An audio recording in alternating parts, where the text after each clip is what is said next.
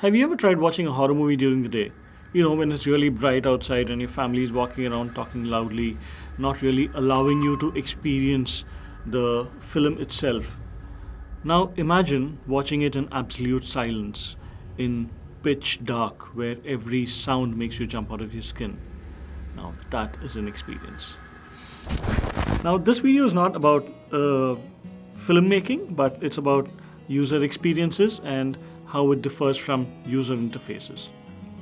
In order to really understand the difference between a user interface and a user experience, consider this example.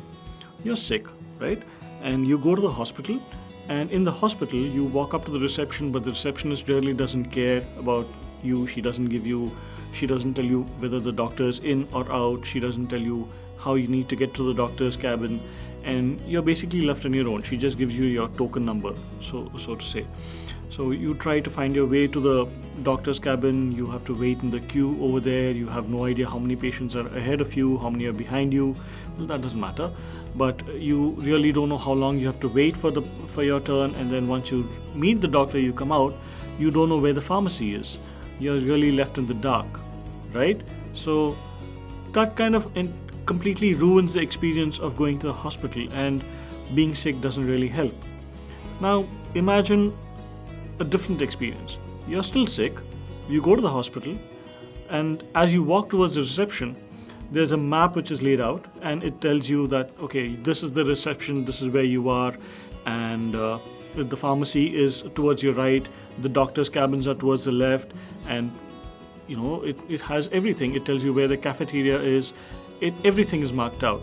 And once you go to the receptionist, she greets you, gives you your token number, gives you proper directions to get to the doctor's cabin, even though it's already there on the map behind. And you go to the doctor's cabin, there it tells you which patient is already there inside and how long you need to wait for your turn. You walk out, you already know where the pharmacy is, you go to the pharmacy, pick up your medicines, and then you go back home. That's a great user experience, right? But did you realize what happened? It was the same hospital, it was the same user interface, but your experience was completely different. The user interface is simply the point of contact between you and your consumer, and the user experience defines how that interaction should be. Not just that, it also defines everything that precedes that interaction and what follows it. Now, I know that UI and UX are terms which are largely used with websites and apps, but that's not really the case. It in fact pertains to any particular product or service that you have to offer. If it's a phone, then your user interface is obviously the phone itself, and the user experience not just defines how your user uses the phone, but also how easily they are able to get it serviced or repaired. So if it's a website, then obviously the interface is the website itself, but the experience defines how the user is able to use the website.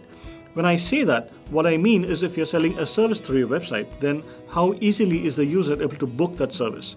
If you're selling a product, then if the user is visiting the website, are they filled with that desire to buy that product?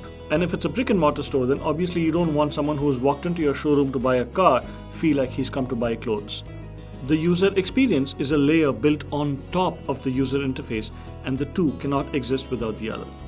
To understand user experience better, consider this matrix created by renowned information architect Peter Morville. The entire point of having your consumers interacting with your website, your app, or even a physical space is to create value for your consumer. In order to create this value, you must present them with information that is useful. The space they interact with must be easy to use. The imagery you use and the brand identity you create must be evocative. It should make your consumers want the product or service. The product or service your consumer needs must be easy to find. Everything you display must be easily accessible to your consumers, including those who are challenged in many ways. And finally, everything you say and show must be believable. So that's it. That's the difference between user interface and user experience. And don't let anyone complicate it for you.